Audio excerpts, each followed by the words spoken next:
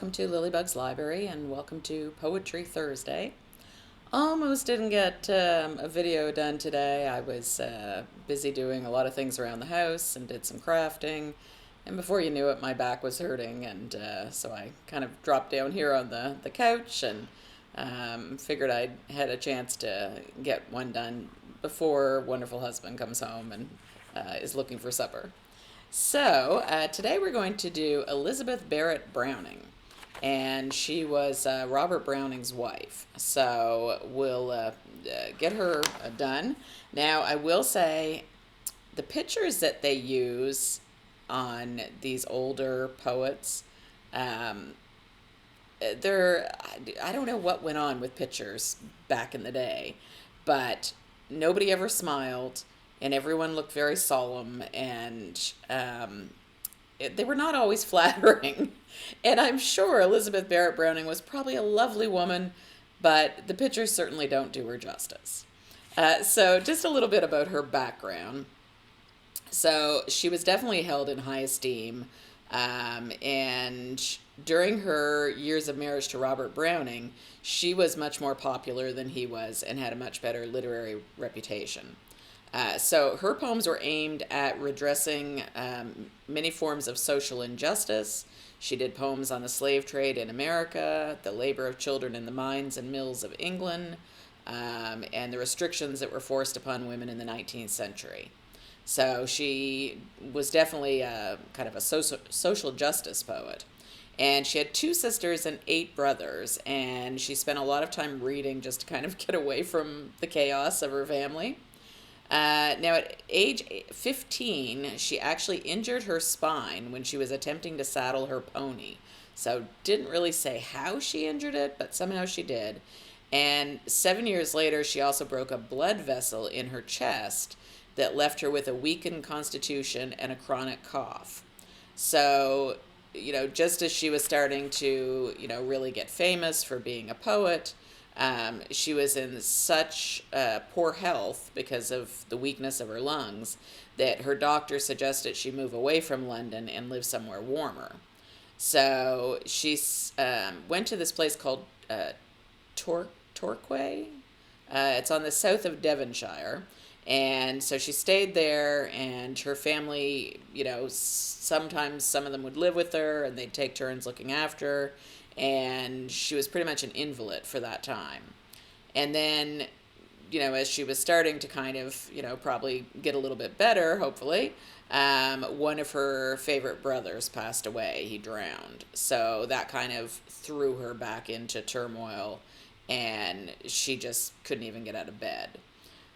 So during that time, she had written a tribute to Robert Browning, and it was called Lady Geraldine's Courtship.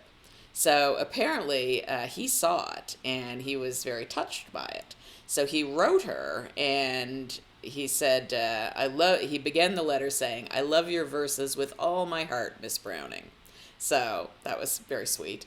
And so they started writing back and forth, and he was in very good health. He, had nothing wrong with him, and, he lived with his parents and his sister, all of whom adored him, apparently. But he wasn't doing well with his poems. So he did end up going to see her, even though she didn't really see people outside of her family.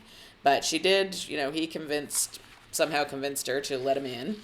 And so she did see him in her home, and she started composing the sonnets from the Portuguese for him, which was her most famous work.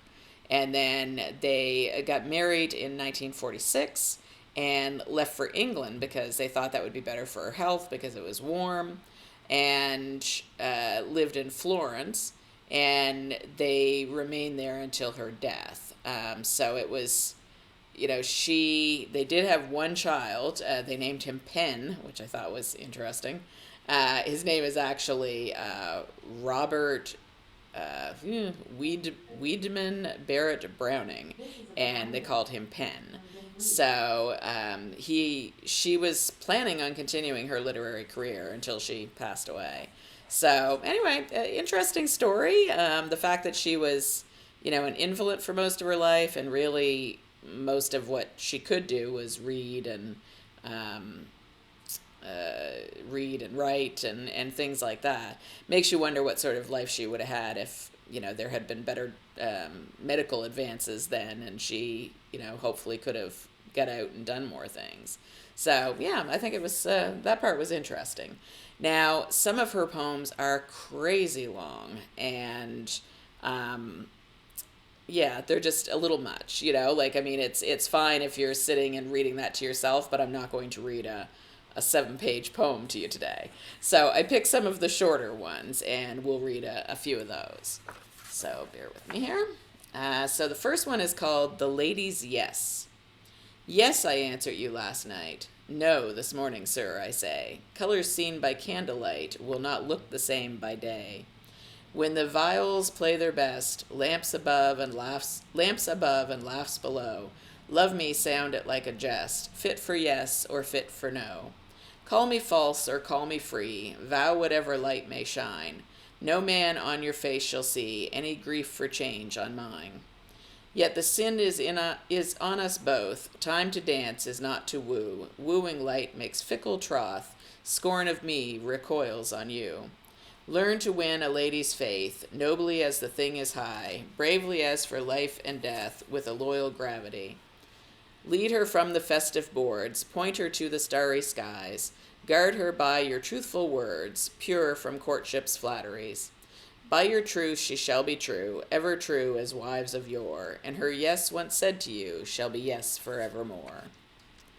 So she's talking about how, everything looks great and the lamplight and when you're dancing and doing things, but then in the morning you kind of have a clearer head.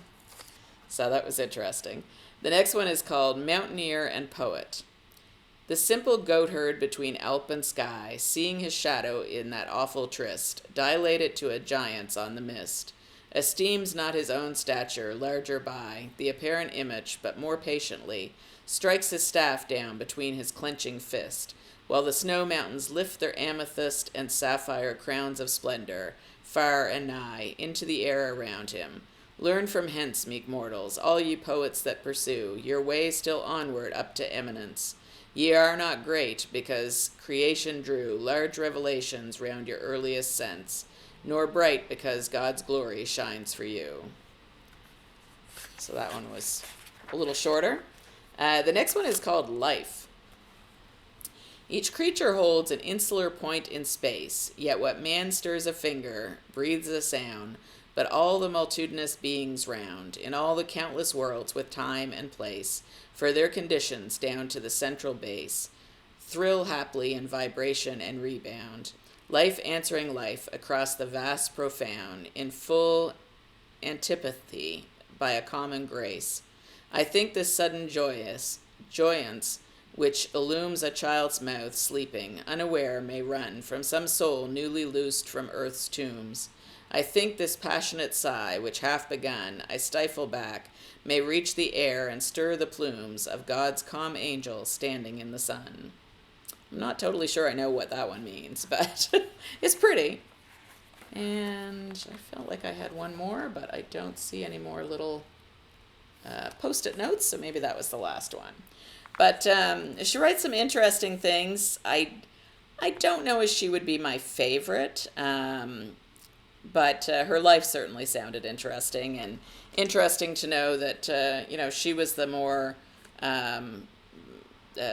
published of the poets than her husband was. So that was Elizabeth Barrett Browning. And I'll show you a little bit about what I was doing today. I saw these online and, something similar, and decided I would try making something like this. I'm not a sewer. I can, do a basic stitch, and I don't own a sewing machine, so I did these all by hand. But it was pretty easy to do, and I, could sit and I sat and listened to an audiobook today while I worked on them, but I could see me able to do it at night while I'm watching TV or something too. So it's just this little square of fabric, and I put some cotton batting in there, and then there's a little plastic cross inside of it, and you can feel it when you're touching it. And so I'll just read you the little poem here. It says, prayer square. I'm a little prayer square to hold in your hand, to help when trouble arises, those things you did not plan. When your fingers touch the cross tucked inside, remember that God is always by your side. Hold me tight in your fists if it helps calm your fears, and don't be afraid to use me to wipe away your tears. And that poem is not mine. I did find the poem online. I don't know who to credit it to, but it was cute, and they had called it a prayer quilt. Mine does not look like a quilt because I don't have all the different fabrics, so I called it a prayer square. But anyway, kind of cute and fun, and would make a nice little gift for someone that is going through something. So I did a couple of them today, and I've got. I had planned on making placemats, and that still hasn't happened, but I did get all this fabric, and I had cut a bunch of it out thinking I would sew it all together and make placemats. And then when I found this craft, it was like, oh, well, I could do that instead. So we may get placemats eventually, but for now, this has, caught my attention, so I'm working on it. As for reading, I've gotten through a few books over the past week, so I'll talk about those tomorrow.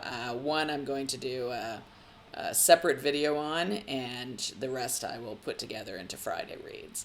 So hope everybody's having a great day. I'm just going to rest my back a little more, and then I'm going to get up in a few minutes and make supper. So hope everybody has a great day, and talk to you soon. Bye-bye.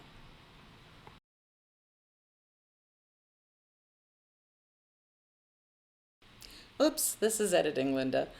So just a quick note to tell you that if you start to notice that there's a different music playing each time that a new video comes out, is because I'm experimenting with some of the different things that are out there and trying to figure out which one I like the best so I can go forward with just one. I found the ones that I have originally used. I found them a little too slow for me. I wanted something a little more upbeat. So anyway, if you have a favorite over the next, few videos, feel free to let me know. All right, talk to you soon. Bye-bye.